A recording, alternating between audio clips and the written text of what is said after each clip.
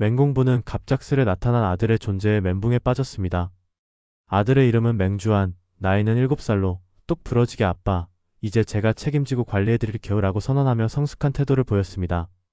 공부는 주한의 말투와 행동이 자신과 너무 닮아 소름 돋으면서도 묘한 정감을 느꼈습니다.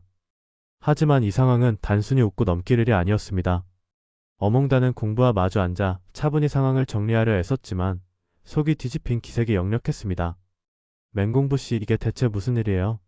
그 여자랑 끝난 지가 언제인데 이제 와서 애를 데리고 나타난다고요?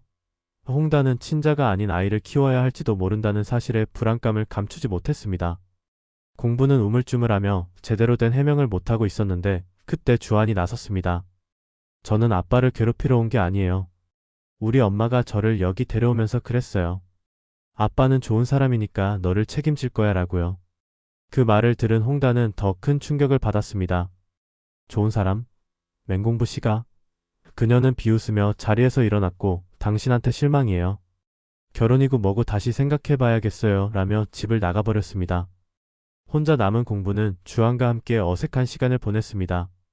주한은 집안 곳곳을 둘러보며 아빠, 여긴 너무 어질러져 있네요. 정리부터 해야겠어요. 라며 청소를 시작했고 공부는 그런 아들이 신기하면서도 점점 자신이 정말 아빠라는 사실을 받아들이기 시작했습니다. 하지만 그가 모르는 사실이 있었습니다. 이수연은 주한을 공부에게 맡기면서 한 가지 비밀을 숨기고 있었습니다. 그녀는 공부에게 보내기 전 주한을 대상으로 한 유전자 검사를 몰래 조작해 두었던 것이었습니다. 주한은 사실 공부의 친자가 아니었으며 이수연의 진짜 목적은 다른 곳에 있었습니다. 며칠 후 홍단이 집으로 돌아오지 않자 공부는 그녀를 찾아가 설득하려 했습니다. 하지만 그가 홍단의 집에 도착했을 때 예상치 못한 장면을 목격하게 됩니다. 홍단이 다른 남자와 함께 있는 모습을 본 것입니다. 그 남자는 다름 아닌 이수연과 연관된 회사의 대표 김상욱이었습니다. 공부는 멀리서 그들을 지켜보며 혼란스러워했지만 더 큰 충격은 상욱이 말을 꺼내는 순간 찾아왔습니다. 어몽단 씨, 맹공부와 결혼하면 당신이 얻을 건 아무것도 없어요. 그 사람은 이미 내 손안에 들어온 사람이니까요. 주한이라는 아이까지 끌어들여서 이제 모든 준비는 끝났어요. 홍단은 긴장한 표정으로 대답했습니다. 알아요. 하지만 맹공부가 진실을 알게 되면 가만히 있지 않을 거예요. 공부는 이 대화를 듣고 자신이 거대한 음모에 휘말렸다는 걸 깨달았습니다. 주한의 존재, 홍단의 의심스러운 행동, 그리고 이수연과 김상욱의 관계까지 모든 것이 얽히고 설켜 있었습니다. 그날 밤 공부는 집으로 돌아와 주한을 바라보며 결심했습니다. 아빠가 진실을 밝혀낼 거야. 너도 진짜 아빠가 누구인지 알아야 하니까. 하지만 주한은 이미 모든 진실을 알고 있는 듯한 표정으로 대답했습니다. 아빠, 제가 비밀 하나 알려드릴까요? 그 순간 공부는 자신의 삶이 완전히 뒤바뀔 준비를 해야 한다는 걸 직감했습니다. 맹공부는 주한의 말을 듣고 심장이 철렁 내려앉았습니다. 비밀? 무슨 비밀을 말하는 거야? 주한은 장난스러운 미소를 지으며 아빠를 바라봤지만 그 눈빛에는 아이답지 않은 깊은 무언가가 서려 있었습니다. 아빠, 제가 그냥 농담한 거예요. 너무 긴장하지 마세요. 주한이 웃으며 말을 돌렸지만 공부는 아이가 숨기는 게 있다는 걸 직감했습니다. 그날 밤 공부는 잠든 주한의 방을 조심스레 살폈습니다. 아이의 가방에서 나온 작은 노트에는 충격적인 사실들이 적혀 있었습니다. 김상욱 아저씨가 말했어. 내가 맹공부 아저씨한테 보내지면 우리 엄마가 돈을 많이 받을 거래. 아저씨가 날 진짜로 좋아하게 되면 더 좋겠지만 그건 필요 없대. 그냥 아저씨가 우리 말을 듣게만 하면 돼. 공부는 노트를 읽으며 이수연이 자신을 이용하려고 아들을 보낸 것이라는 걸 확신했습니다. 더 충격적인 건 노트의 뒷부분에 적힌 한 문장이었습니다. 아빠가 내 진짜 아빠가 아니라면 내 진짜 아빠는 누구일까? 이 문장을 본 공부는 혼란에 빠졌습니다. 이수연, 도대체 무슨 짓을 꾸미고 있는 거야? 그는 분노와 슬픔이 뒤섞인 채로 이수연을 찾아갔습니다. 이수연은 공부의 갑작스러운 방문에 당황했지만 곧 태연한 척하며 맞이했습니다. 공부씨, 무슨 일이에요? 주한이 잘 지내고 있죠?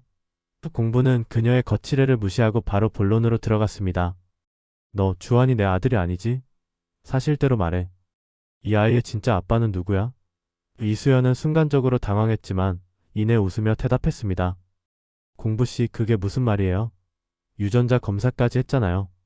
공부는 노트를 던지며 소리쳤습니다. 이걸 읽어봐. 내가 무슨 속임수를 썼는지 모르겠지만 이제 다 알아낼 거야. 내가 내 인생을 엉망으로 만든 대가를 치르게 할 거라고. 이수연은 끝까지 부인했지만 그녀의 눈빛에는 두려움이 스쳤습니다. 공부는 집으로 돌아오는 길에 누군가 자신을 미행하고 있다는 걸 느꼈습니다. 어두운 골목에서 갑작스레 나타난 남자들은 그를 위협하며 주한이를 건드리지 마라. 내가 알고 있는 건 아무것도 아니야 라고 경고했습니다.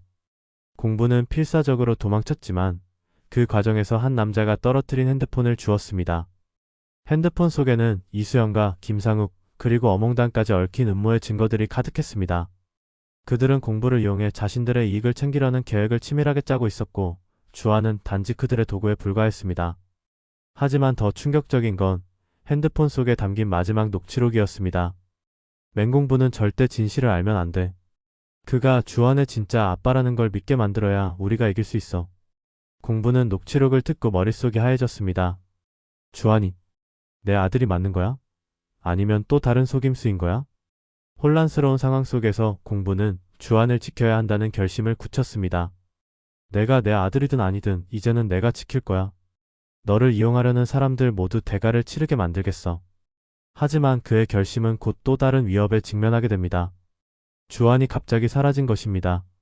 집안 곳곳을 뒤졌지만 주한의 흔적은 어디에도 없었습니다. 그때 공부의 핸드폰으로 한 통의 문자가 도착했습니다. 내가 이수연과 김상욱의 말을 듣지 않으면 주한은 다시 돌아오지 않을 거야. 공부는 절망과 분노로 가득 차며 폭수의 칼을 갈기 시작했습니다. 내가 끝까지 싸워서 이 모든 걸 바로잡겠어. 절대 너희 뜻대로 되지 않을 거야. 맹공부는 이제 자신의 인생과 주한의 진실을 둘러싼 거대한 음모에 맞서 싸울 준비를 마쳤습니다. 하지만 이 싸움은 단지 시작일 뿐이었습니다. 맹공부는 문자를 보낸 자의 정체를 밝혀내기 위해 김상욱과 이수연의 주변을 철저히 조사하기 시작했습니다. 그러던 중 그는 이수연의 집에서 주한이 그린 것으로 보이는 그림 한 장을 발견했습니다. 그림 속에는 자신과 주한 그리고 낯선 남자의 모습이 함께 그려져 있었고 주한이 진짜 가족이라고 적어두었습니다. 이를 본 공부는 혼란에 휩싸였지만 동시에 주한을 반드시 되찾겠다는 의지를 더욱 굳혔습니다. 주한아, 내가 무슨 음모에 휘말렸든 아빠가 꼭 널 지켜줄게. 이렇게 그는 주한을 되찾기 위한 마지막 결전을 준비하기 시작했습니다. 맹공부는 주한이 그린 그림을 들여다보며 그 안에 숨겨진 메시지를 분석하기 시작했습니다. 그림 속의 낯선 남자는 바로 김상욱이었고 공부는 그가 주한에게 어떤 영향을 미쳤는지 이해하기 시작했습니다. 그날 밤 공부는 김상욱을 추적하며 그가 주한에게 한 말을 녹음한 증거를 찾아냈습니다. 이 수집된 증거들은 결국 이수연과 김상욱이 주한을 이용해 자신들의 목적을 달성하려 했다는 사실을 밝혀주는 중요한 열쇠가 되었습니다. 공부는 이제 모든 사실을 세상에 공개할 준비를 하며 주한을 되찾기 위한 마지막 계획을 세우기 시작했습니다. 이 뒤에 이어질 예상 줄거리는 구독과 알림 설정을 통해 확인해주세요.